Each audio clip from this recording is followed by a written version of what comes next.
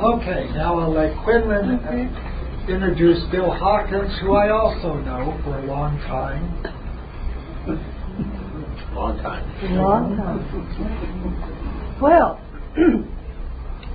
Bill and I have known each other from way back, most of our lives. We grew up in the same neighborhood. We went to school together back at Brookline and Forth, and then we were in graduate school together at Yale, which was, I think, when I really got to know him. Yes. And, of Maggie, yeah, I remember. Indeed. And Bill is an architect. He has been an architect, as he says, all his life. He's a very good one, I might add. And he is on the Portland Parks Board. Can you all hear me? If you can't hear me, wave at me and I'll raise my voice. He's on the Parks Board and the Portland Parks, and he is co-chair of the National Association of Olmsted Parks, parks that are all over the country, designed by Olmsted, Richard Olmsted.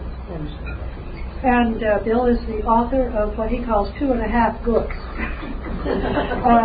The first one is The Grand Era of Cast Iron, from 1850 to 1889. And the second is The Classic Houses of Portland, which is a marvelous book, and both of those are great. And now he's got a new booklet out, he calls it a booklet, on the subject of the Newmarket Theater down in Old Town. Yeah. And this very nice friend helping him is Wes Risher, who is from the Friends of Terwilliger. Now, I don't know if you know, but I'm sure you're going to be told today something about the fact that Terwilliger, the street, the road, is coming up to its centennial. Is it this year or next year? Next July. Next July. 25. And Bill is all involved in that, and so is Wes, and that's I guess how you got it together. Yes. So thank you so much, Wes. That's how you got him into it. Exactly. And so anyway, here is Bill Hawkins to tell us Okay. about Olmsted. Well, thank you for allowing me to speak on Portland Parks and the Olmsted tradition in Portland. Wes and I have come to know each other very recently because of this connection with Terwilliger Boulevard, 100-year celebration. And that is of a plan that was done in 1912 for the boulevard after the Terwilligers had given their property. But the idea for a hillside boulevard, as it was called then, was in the 1903 plan for Portland Parks, the first comprehensive plan for a park system in the city of Portland. My particular connection to all this, which I don't hesitate to say, was that I am the one that was hugged greatly by my aunts. Quinlan was next door neighbor to one of them. They sat in the lap of L.L. Hawkins, their uncle. They all lived together in the early years. And L.L. was the one with his tally-ho who showed John C. Olmsted around the city in the summer months of 1903, leading to this December report issued to the Parks Board. And the basis of that report was, very much in Olmsted fashion, that there would be a connection of parks around the city, connecting boulevards, tree-lined, a lot of new parks. There were only 4 or 5 at the time he came to Portland, but they would be scattered around the city. And the essence of it was there would be boulevards on the hillside to the west and boulevards on the eastern side. We'll get into that a little bit as we go on here. So it was that particular connection that led me to, and my interest in history, and particularly interest in my great uncle, several generations from England, that led me to be asked to speak at the centennial of the report, 2003, and then that led to other involvements with park boards. So we're going to begin here. Wes is a computer person, knows all about these things. I had an old-fashioned slide presentation that was going to be reviewed and possibly used by the Terwilliger Park people. So Wes really shaped it up a lot and put it through the disc form, so it is now infinitely more presentable with a title, no less, and the signature of the Olmsted Brothers, a very famous firm that was located in Brookline, Massachusetts. So we're going to start here with a photograph of John Charles Olmsted at about the time he came to Portland. In his mid-career, maybe, a very Bostonian-type gentleman, and his brother, Frederick Law, who was much younger and named after his father, Frederick Law Olmsted Sr. Frederick Law Olmsted Sr. had been the one who established the firm, and we will go into some of their projects that made them, put them on the national stage, a very, very famous firm. Some of these examples of their work. Okay. This map shows the location of the Olmsted projects in this country. You can see for the 1890s, the turn of the century, it was a huge company. They had projects all over the coast, many in the New England, New York area, and all around the country. You can imagine the amount of work, 6,000 jobs, huge files, and their offices became a National Historic Site, sponsored by the National Park Service. But a little bit of interim to tie it into things English.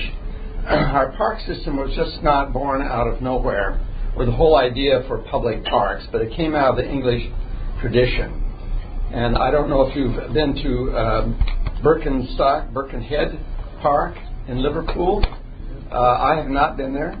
Have you been there? Passed through it. Passed through it.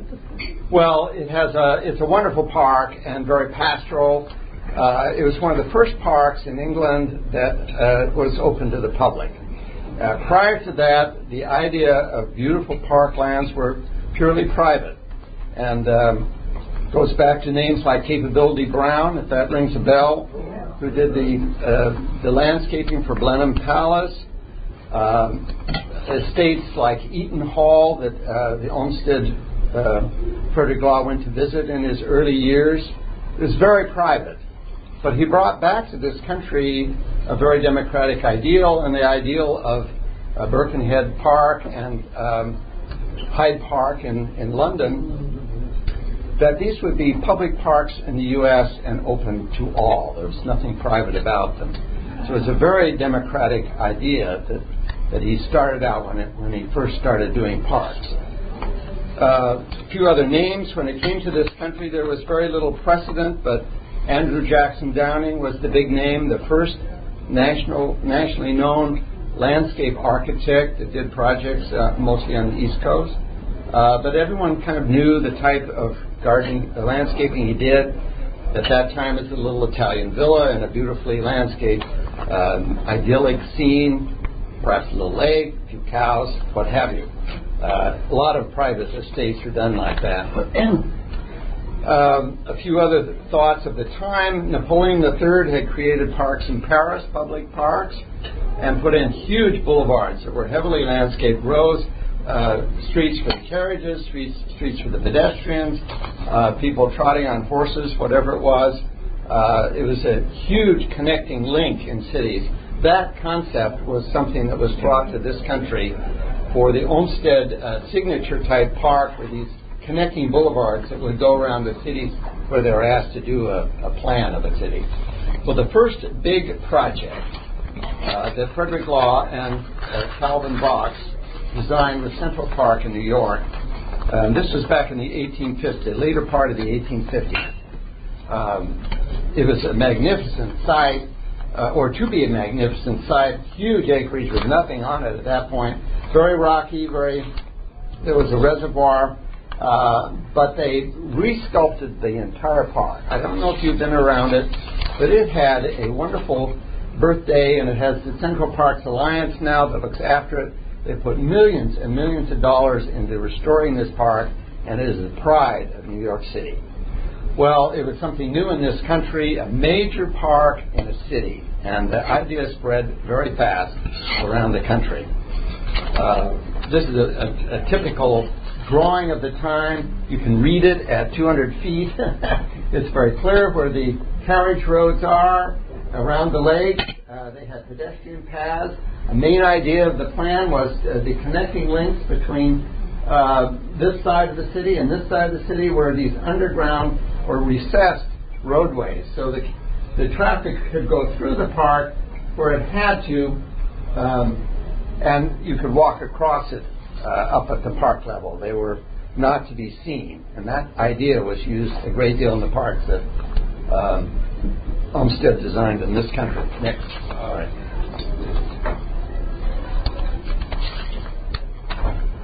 I only have a few examples of some of their work, but 5 examples exactly. But to give an idea of the scope, they were the firm when asked to do the grounds for the National Capitol. It had no grounds then. The original property had been expanded over the years. The main ideas of their site planning, of course, it was the major building at the end of the mall, so it had magnificent vistas that would go up to it. They put the whole building on a podium so that it would have an architectural relationship to its hillside as it went on. It was an idea that's very old in architectural circles, but it gave a monumental, imposing view of the Capitol building. And then as you approach it and go up the carriage drive, there are wonderful vistas to the dome itself as you go up these various drives around. There are angles that look up at the dome, so it became a work of art to be experienced in the slow drive around the building. And of course the main entrance up here was very axial, closer to the street up there. And there's now a huge visitor center. It has caused a lot of controversy. It was put underground, but it took away the Olmsted major approach to the nation's capital, which was, of course, straight in and up the monumental steps and in. You now go down and into the visitor center. They did not get historians and landscape planners involved in this at an early stage. The visitor center became more important than the national capital itself. It's been a highly controversial thing. But Olmsted had it right. If you're going to have the nation's capital, you ought to be able to walk up to it and not go down into this pit. I am giving my opinion on this as kindly as I can. Next slide, please. Prospect Park was one of their most famous parks. In the early years, we're going to the 1860s now, 1868. You can see the same concepts of entrances into the park where carriages would go in, beautifully going around the meadow, looking through the trees into this long meadow, it's called, around the whole park, around the lake, various drives to casinos and such in the middle of the lake. A perfectly beautiful park, and it's the pride of Brooklyn today. It's been heavily restored. It has a friends group. It is these friends group that all got together to found the National Association of Olmsted Parks, wanting to bring a voice to the fact that so many cities have major parks associated with them, some in very dire shape, some which need restoration, some would simply need the attention to say this is a work of art. And it could be a major attraction to the city if it were played up a bit. Next slide. To get into the private realm, in 1888, the last project of Frederick Law Olmsted was the Biltmore Estate in North Carolina. This is my photograph. You go to the mansion first and then down this absolutely lovely drive through a huge acreage, past the lake, past the fields, and you come to this little reflecting pond, which unfortunately was kind of rippled with a little breeze at that point. But then you look back up at the house itself. It was all in a private estate, but it was just a world of visual enjoyment going around it. Huge place. It's been divided up. Now, it's all part of a property owned by the original family, but they have a hotel on part of it, and a winery, and a this and a that.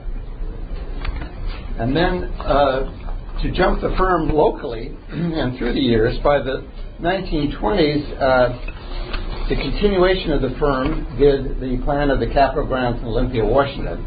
Now, John C. Olmsted came out here in 1903 as a three-cities project, Spokane, Seattle, and Portland. And he did layouts for our Lewis and Clark Centennial, layout for the Washington Centennial, the Yukon Expedition, and a lot of park work in. What was the parks in Spokane you laid out? Oh, I don't have the names of them all with me. I have not been there myself, but I know he was a major park designer in that city. One of them? The Manitou ringing bells, the Manitou Park? Could be. I have read them. I've seen them. They're in a book that Joan Hockaday wrote, The Three Cities. She brought out the whole history of Olmsted in these three cities, and in that book are a list of all the projects in the Northwest. It's really quite impressive. And to give you a little clue, the drawing of 30 park drawings at Fairstead have never come to Portland before. So it's one of my current hopes that I can go back there and have them copied and put into our city archives or our park, if there ever is a park museum of some sort. So it's a very important thing, and Portland has been well behind Seattle. They have a friends group up there. Spokane has a friends group. Portland does not have a friends group for Olmsted Parks. So if you want to found a new friends group, you can do that. All right, well, that's a brief introduction to the firm. Now we're going to turn to Portland and give you a little history of Portland Parks here. This is one of the early plans of the city, and I think you can well see that this long strip of park blocks was in the original plan, most of which got installed, the South Park blocks. It went over to Cooch's addition and stopped. But the families who owned this, the original land grant family descendants, weren't quite so sure they wanted to give up that valuable land as the city was growing and property was becoming much more expensive. So down to where the Arlington Club is now, to the west, the hills in the south became the South Park blocks. And then when Captain Cooch developed his property, he put in the North Park blocks. It jogged a little because the streets jog as the two land grants meet at a very odd angle on Burnside Street. So there were these two parks, and there were the two Lonsdale and Chapman parks, which are very well in the news these days, if you've kept up with that. Probably needing restoration in the near future. This is an etching, 1880s etching of the South Park blocks at Montgomery Street. You can see they planted the long rows of elm trees at that time. It was to be very similar to Commonwealth Avenue in Boston. If you've walked down that, it's about the same width, with 5 rows of trees. And the description of the time is sort of a cathedral of trees going through the city. It's been a fight to keep that original concept. A lot of people want to clear out all these trees and put a nice little something there, a plaza or something. But I think they've mostly held true to this original concept of walking up through a cathedral of trees all the way. Of course, our park blocks and a lot of the city has a unique feature, and all these axes end at the hills, and Olmsted noted that in his visit to the city. It's a wonderful asset to have these west hills and the various hills around the city. In fact, they were part of his plan, that you would look up all these streets and you'd always see the green hills as the meeting point, the end point of these parks. Next one, please. This is Olmsted didn't draw up himself all of these park plans, but our first park superintendent was Emmanuel Misch, a very bright guy who was trained in the Olmsted office at Fairstead. Misch learned all the tricks about the major park amenities of the time, and he came to Portland at Olmsted's recommendation and the request of the first Parks Board that they have a trained person in landscape architecture be the first parks superintendent. This is one of his little sketches, and since it's so timely, this is Lonsdale and Chapman Squares. You can see that there was a little suggestion here for a piece of sculpture. It had not been installed at this time, And the paths were a little different, but this is where the Soldiers Monument is for the Spanish-American War. The concept changed to a cross axis as it developed later on, but some of these trees probably were planted at this time. And in these very typical drawings, a tree was kind of denoted by a little cloud, and then they slashed one side to give a little sense of three-dimensional reality to it. So it was between 4th and 3rd, and that was Main Street. One of our earliest parks on the original plat, and certainly in the news a lot. Next slide.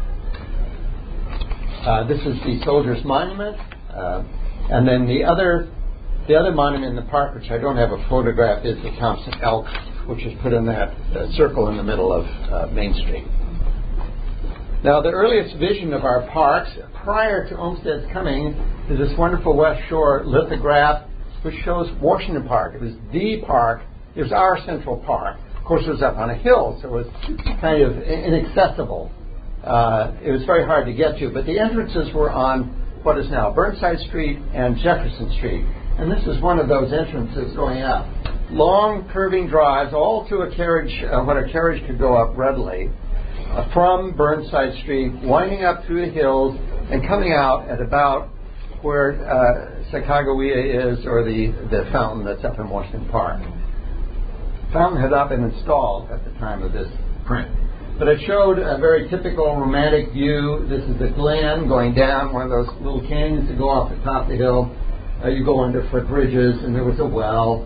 And then there was a planting where the fountain is located today, bedding plants, that sort of thing. It was a very formal kind of meeting place in the middle of the park. They had a little zoo. They had on the Burnside entrance to the city, they had a little water feature here. Birds and so forth, and again the road went up to meet where the column is today.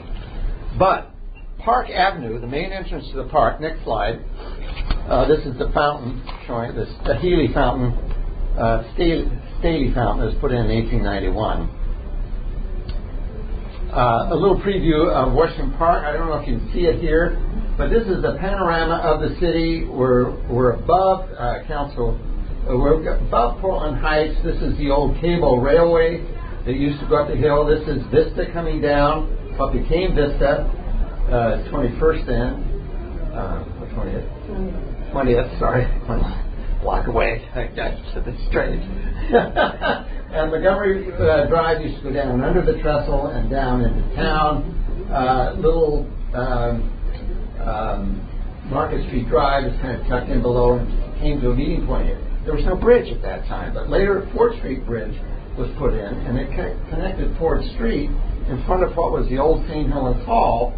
And then eventually when Olmsted came to Portland, and the Portland Heights Association wanted a boulevard access to their property. So the Olmsted firm did this wonderful drawing of a proposal to make this little almost dirt road into a major entrance to Portland Heights, and indeed it starts at Burnside, goes up across what is now the Vista Avenue Viaduct. It goes up, past Montgomery, goes all the way up to Patton, and that was the end of the project. But it's a major improvement. Here are the reservoirs that were a major feature of the park at the time. The place that became the entrance, that's where the monument is today, up in here, to Lewis and Clark. And one of the reservoirs that was there. Now, reservoirs at the time were considered a major amenity. People walked around them. They had decorative wrought iron railings, very fanciful light fixtures.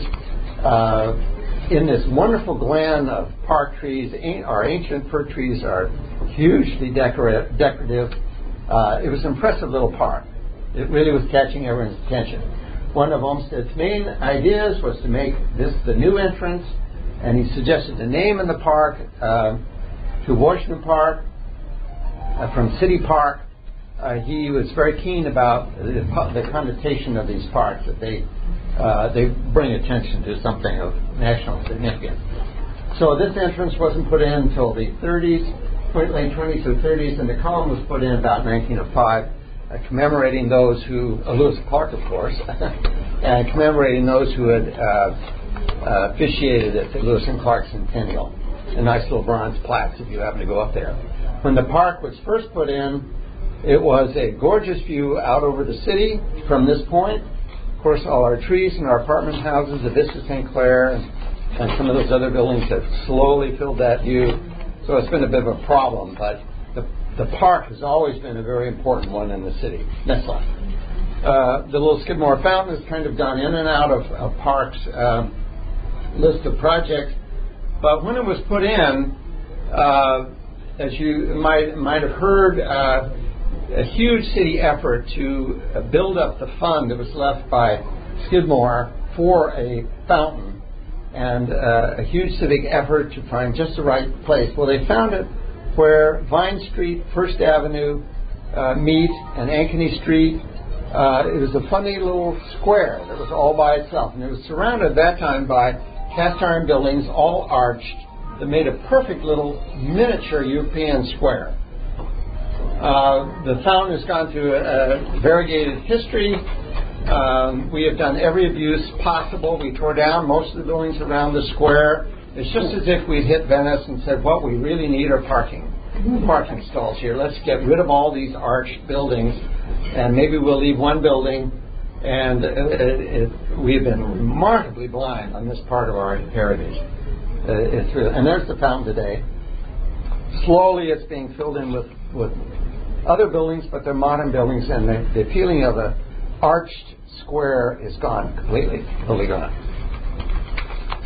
Maclay Park was one of the earliest parks put in the city. It was there prior to the Lewis and Clark Centennial. Donald Maclay started a whole tradition of civic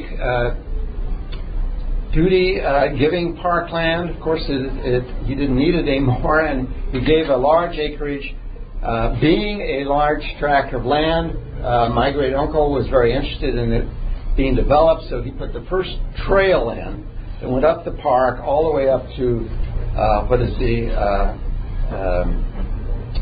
Pittick Bird Sanctuary now, and then eventually went up to the Pittick Mansion and over to Washington Park. So this is, I'd like another slide of this, perhaps a view of the trail and a beautiful summer day, but I don't have one. Okay, next phase here. Formation of our first Parks Board. There were several people who were extremely important on this. Thomas Lamb Eliot was one of them. Dr. Eliot was minister of the Unitarian Church, a very bright guy, very interested in serving humanity, really was one of the soul and conscience of the city.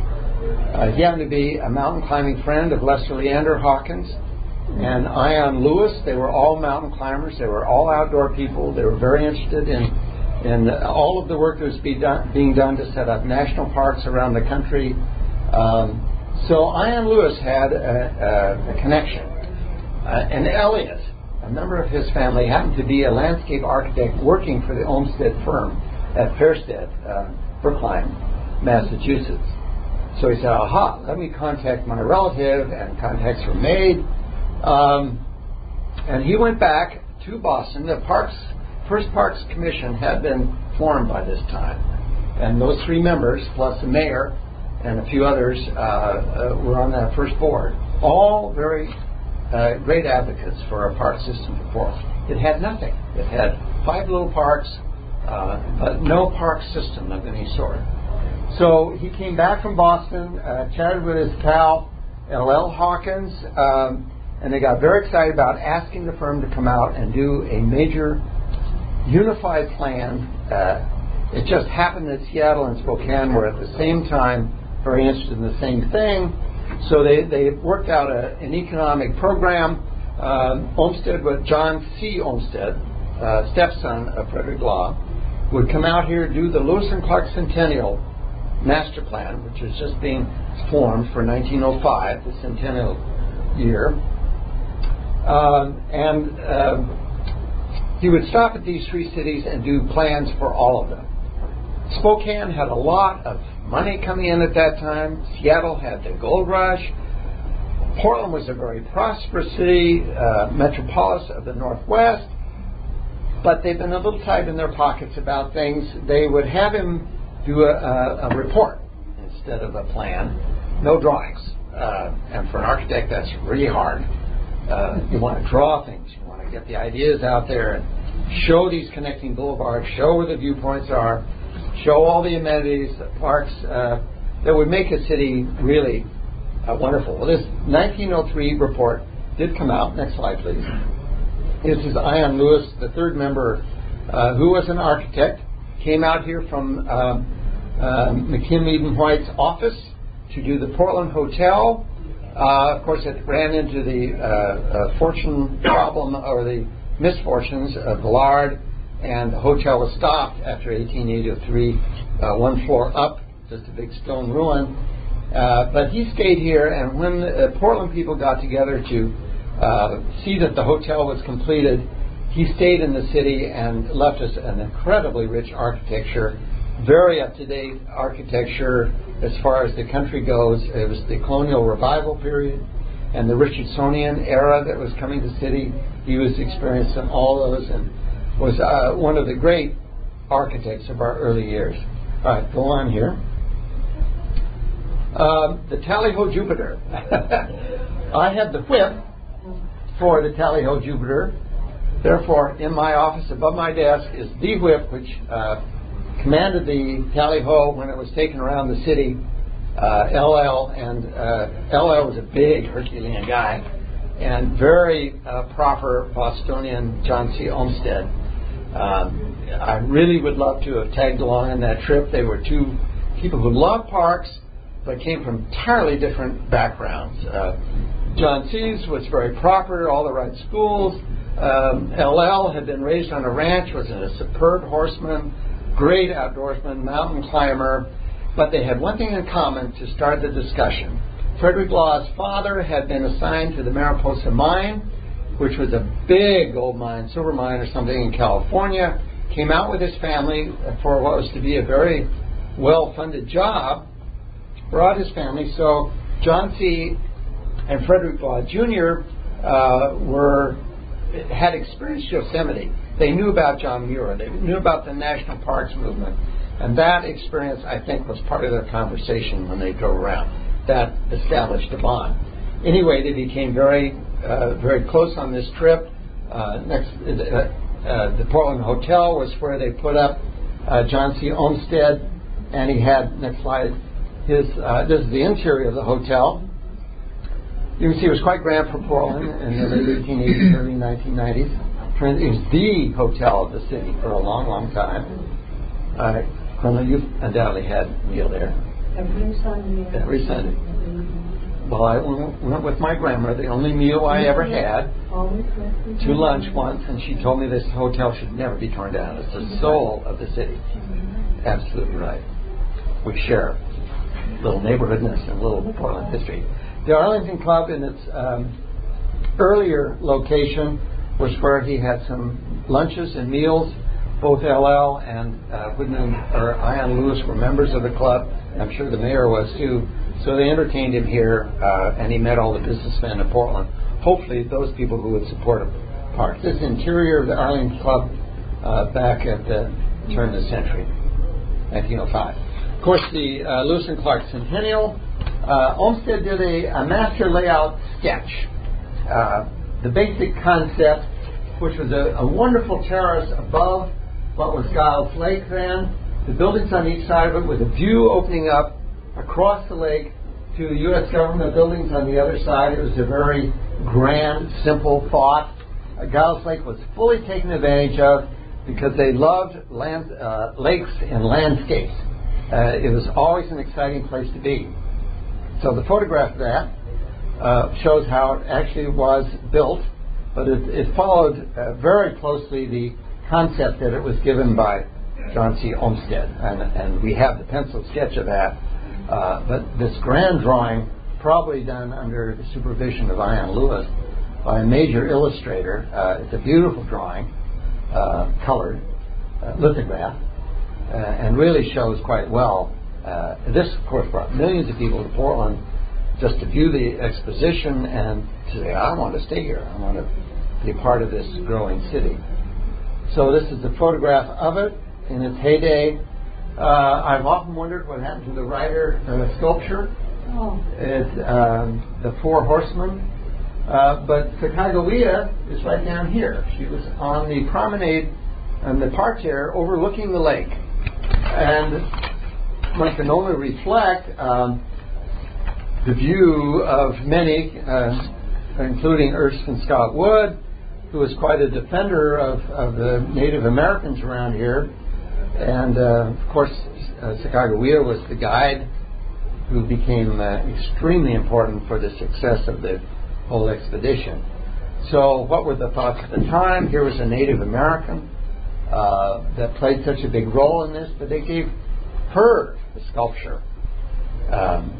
There is no sculpture of Lewis and Clark except at Portland University that I know of. Anyway, it was a very successful thing. At the same time, 1903, as you see in the initial sketches, came the report to the Parks Board, and it was in this written form. But in it, it had all of the park principles that was part of the Olmsted firm.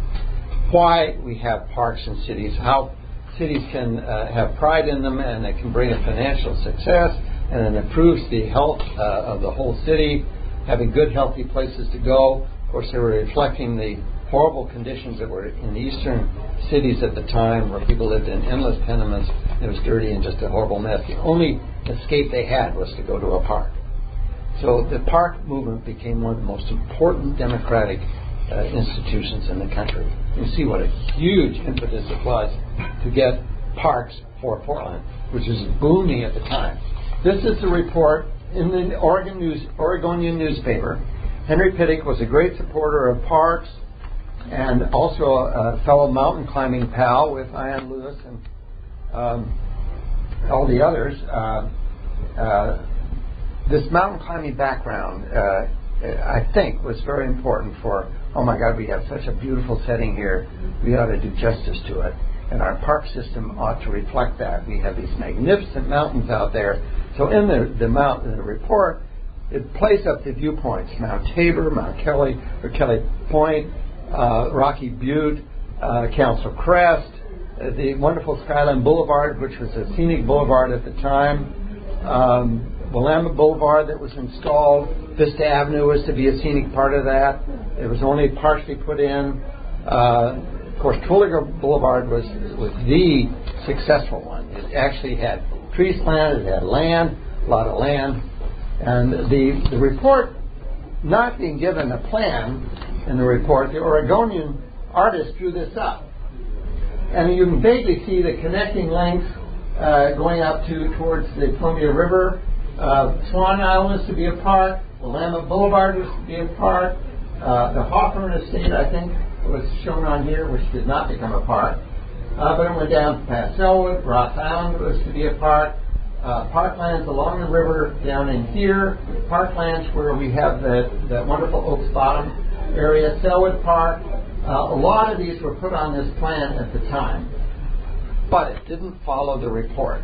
So there were other drawings made which were a little clearer about what was actually written of the park, and some other city people drew those. Misch was the very great talent that came out here from the Olmsted office. He had an extremely successful career. He was the one who took the concept from the Olmsted office and drew it up himself. He was a draftsman of the first order, and so all of the park plans of that era, when he was park superintendent, have the name Emanuel Misch on them. Very important guy. As politics, one of the main recommendations in the Olmsted report is keep politics out of parks. It's got to be a separate group. Of course, politicians got involved. There was a commissioner at the time who wanted to be the one to make the decisions on parks, and it came down to something so silly as it does, but he wanted to appoint his friend to be take over the summer band concerts, and not the man that Misch had already appointed and had been very successful. So he pushed and pushed and pushed, and eventually he pushed Misch out so that he could control that. That's one of the first principles, is to keep politicians out of parks. They have their own agenda. Some are very interested, but others have something else they want to do. Olmsted did various projects around the city. This was called Mount Zion. It is actually green hills. Patton comes up, crosses the boulevard here, goes down the hill. Part of the Olmsted plan was to make tree-lined boulevards around the whole thing. They were to be very nice estates, and they are, in fact, today. This is one of the streets from that Olmsted plan.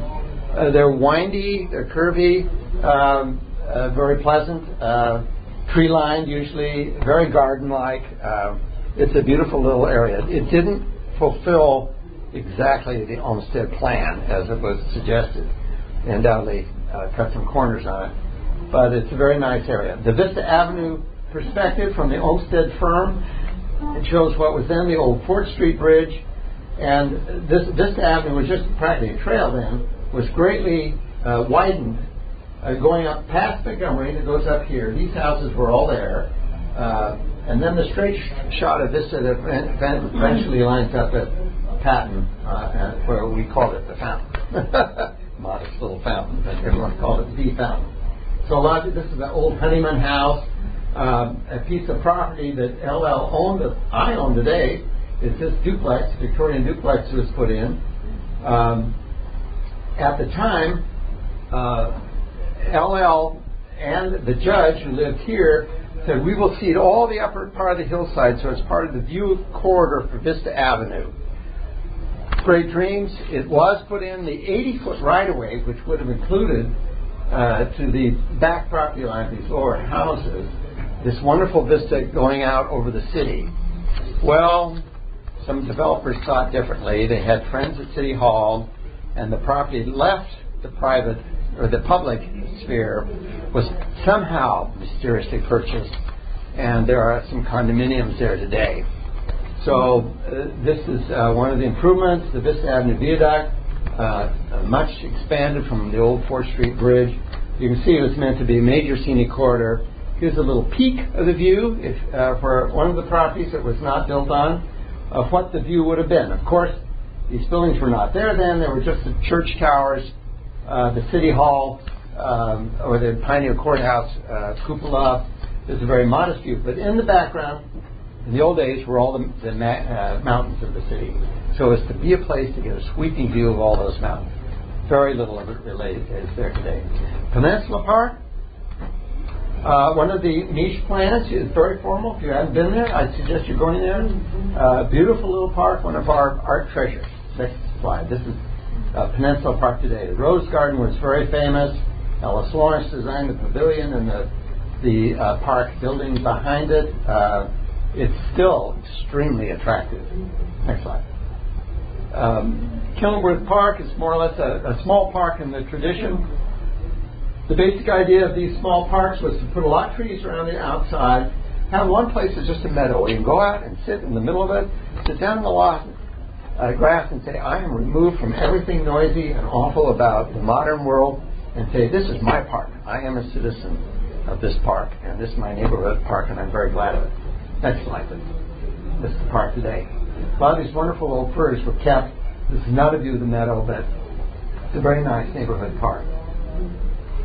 Selwood Park was on the original list of parks. As you know, if you've driven down there or been in the middle of the meadow, it had a splendid view of the city at one point.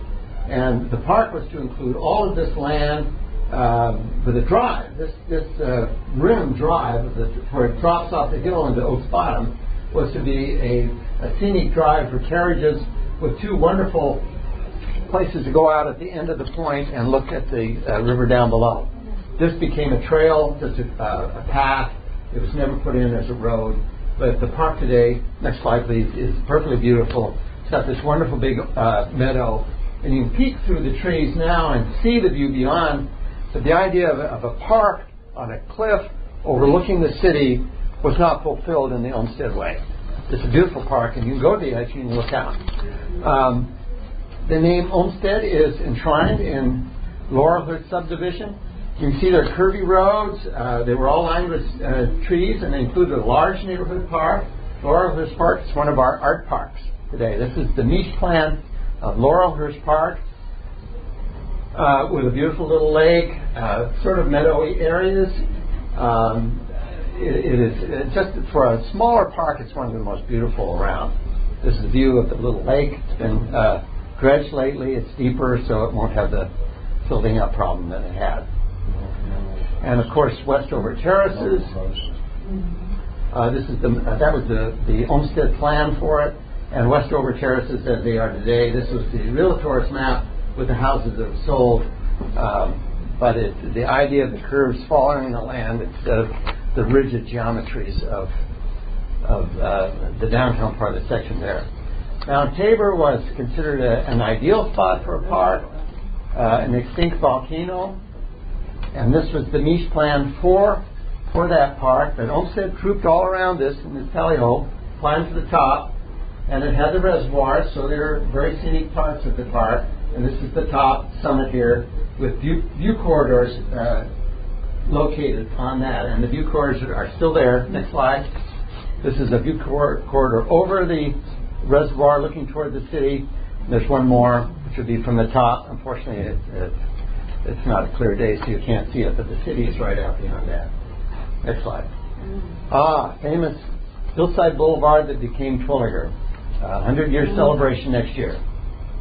This is the niche plan, but the idea of how it worked came from the Olmsted office. And in the early days, it connected to the south end of the South Park blocks, went around where Broadway Drive goes up the hill, more or less follows this curve today, with viewpoints out at Elk Rock, Eagle Point, I guess it was called. It's one of our proudest achievements in parks, and more or less there. You've undoubtedly driven many times on the boulevard. It's a beautiful spot. In their centennial, they're hoping to have some entrance attention gates, or not gates, but monuments of some sort. Pay attention to where the park begins at each end, and open up some of the view corridors, which have been, as anyone who lives in Oregon knows, you can plant a tree in the next year, it's blocking your view entirely. So this is Dunaway Park would be the north end of the park. It doesn't have the name Twilliger attached to it, but it's all part of that park system goes on. And this would have been a continuous boulevard, went over to the south entrance of the South Park block. Didn't happen. Ross Island, a wonderful idea that didn't happen, a niche drawing. But the idea of putting it in a 1903 report is still there, and although the middle of the playfield is now a lagoon, been drained of excavated of all its gravel, and they're slowly working about giving the land back to the city. Of course, it's after the horse has left the barn, but we're very late. The getting the money for these wonderful ideas and the reality is always out of sync. It just doesn't happen. Some of the private jobs, Waverly Country Club entrance drive that came in here. There's a big circle of what was the old club building, long forgotten. But the driveway did go in this way, and the next slide shows that entrance circle is still there. And this was the White House and Puyu Club building. They were a very famous architectural firm at the time. Puyu went on to design Rockefeller Center. He was a remarkable architect. Switched from colonial revival style to modern, and really went to the top of the heap. Columbia Park is kind of a classic medium-sized park. You see these drawings read from the next room or down the street. A lot of trees around the perimeter. The amenities and buildings on the side tucked in the trees. But the meadow is there. It's a beautiful park. Next slide. You see the meadow today. But there was always a conflict in Olmsted's mind about keeping the fir trees because they were so big. And Easterners just sort of, oh my God, these trees are so big. They wanted to have smaller deciduous trees. By 1912, the Bennett Plan came in and kept the same concept. It was in the original Olmsted Plan. The connecting links that connect parks. You'll notice that Kelly Point out here, at the very end of the peninsula, where the Columbia meets the Willamette, was considered a park. It is a park today. You notice the trail system that was developing. Forest Park came to us through a long series of curious things that happened. It was a development, and the development went belly up. The city got the property through default. The parks that are now out there where a lot of baseball fields are, this one became the airport, and the whole idea moved over to the middle. But a lot of these parks have been developed. Johnson Creek was starting to be thought of. Westmoreland Parks, the Crystal Gardens, Crystal Springs Gardens, the river parks along the Willamette going south. A lot of these things were still conceptual, but it was beginning to be filled in. It's a miracle we get the parks that we have. This was the perspective of the Bennett Plan. It imagined a kind of ideal, perfect city. These wonderful viewpoints up above the city, really developing the hills as the background of the city, a la Florence. Nice development of our waterfront, the park blocks going through, connecting onto the other side of the city. It was a grand view for Portland, and of course it was too grand. Nobody actually did it. This is the drawing that the city drew up about the Olmsted Plan, trying to get it a little more accurate from the written description. The city should have gone the extra mile and gotten the drawing so they really knew what Olmsted was talking about. Next slide. I'll wrap it up with this. These are views along the Willamette River. Now, when Olmsted came to Portland, the whole downtown part of the city was commercial. So we had business people saying, you can't take my warehouse with my docks behind it for a park. This is the essence of the city. Of course, they were right, and he was right. As the city would grow, the riverfront became extremely important. That idea, implanted in that report, has led to this whole series of parks. This is Powers Marine Park, south of the Ross Island Bridge. And we'll go along the waterfront and see what's happened. This is Willamette Park, which is open to the Willamette River on a beautiful spring day. Going on further north, it comes into Tom McCall Waterfront Park, which I think is a magnificent swath going right along the river. It really is a kind of core park, gives it a really major relationship to one of our great assets, the Willamette River. And of course from it, you see all the mountains in the background. The Japanese American Historical Plaza on the north end, before you get to the railroad bridge, is a beautiful, on the other side of the river, starting down at Selwood Park, which is a wonderful park in itself, but along the river, if you've ever been down there, it's natural shore. And people are waiting, kids are having fun, the water's good, and this gorgeous view of the city is in your background. It's a wonderful way to start a park system along the river, on the east side of the river. And going up towards the East Bank Esplanade, walking over along there, looking at the river, and all of the developed city in the background is really a marvelous park experience. River Park downtown experience.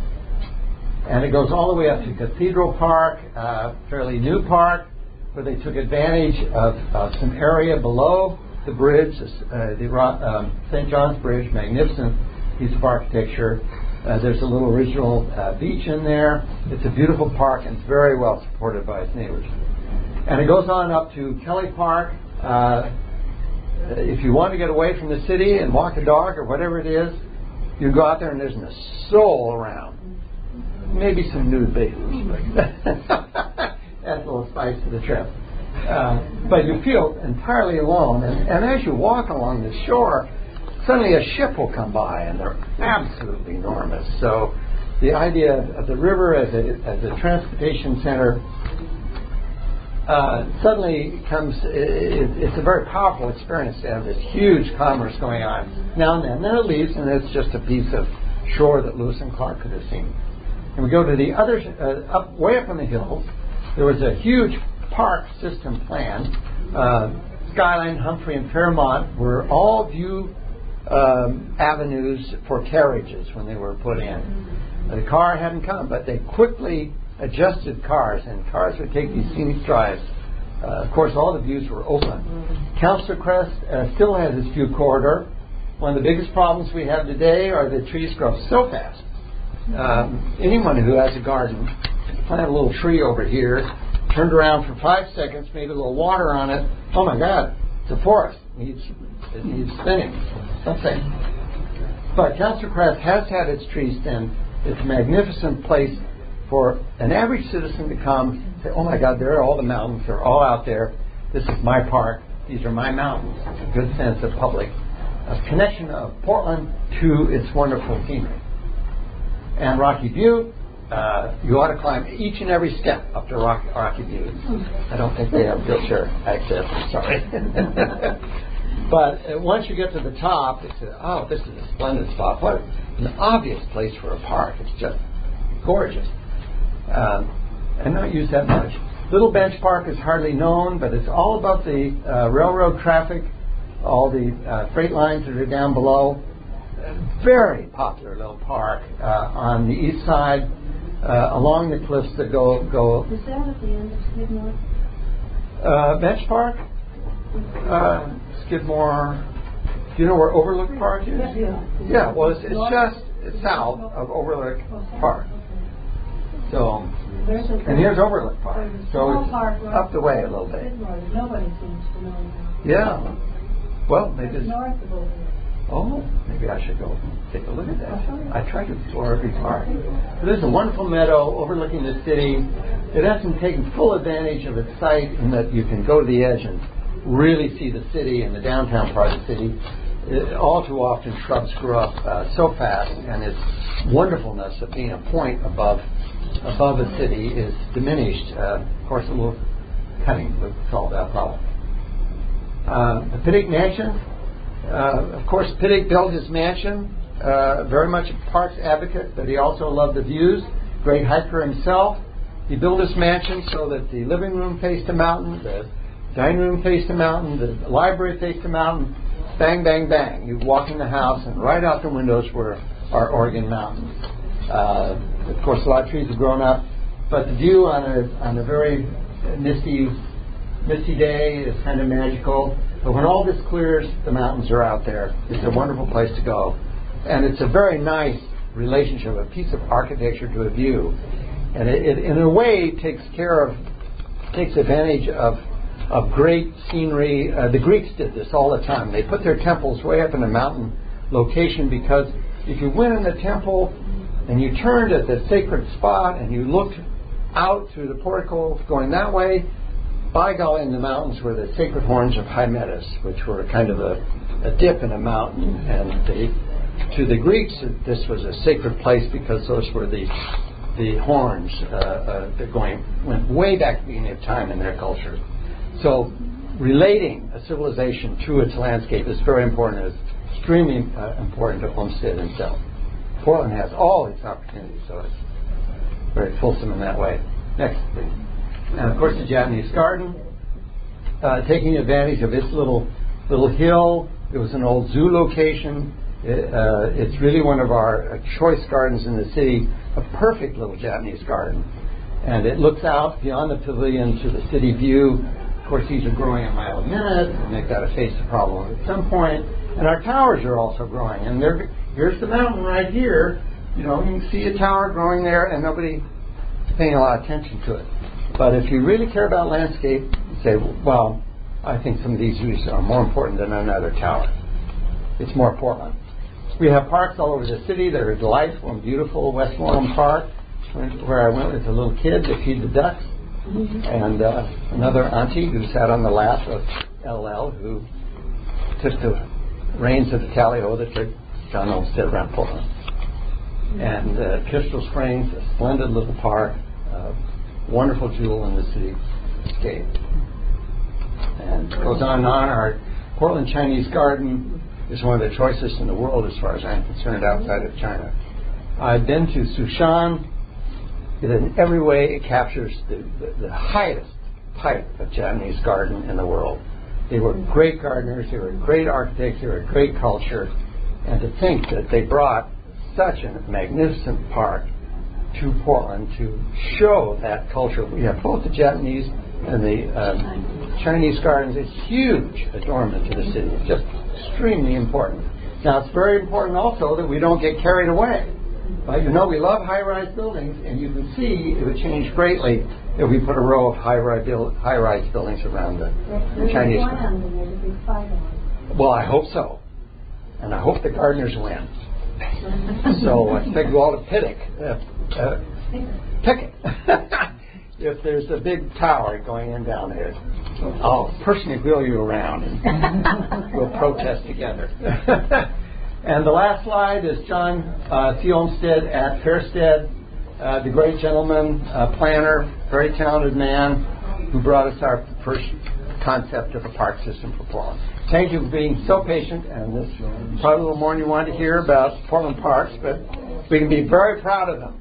So, thank you. Thanks a lot. Very.